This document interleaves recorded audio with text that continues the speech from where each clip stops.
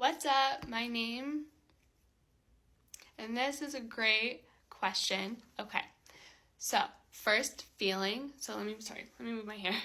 So you do like a 5 hand shape with your middle finger and you kind of go up a little. Feelings.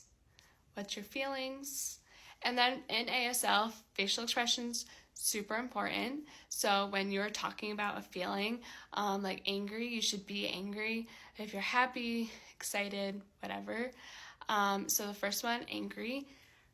So it's kind of like it's moving up from your body. When you're really angry, you can kind of feel it everywhere. So it's like angry, scared, sad,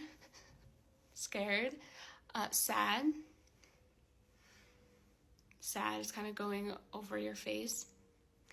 And then the last one, happy. So my sign name, I was given to it when I was younger by my deaf teacher, and it's this because my name starts with a C, and I guess I was always happy. I don't know. So it's this. That's why it's like that. But yeah, happy. So I hope that helped.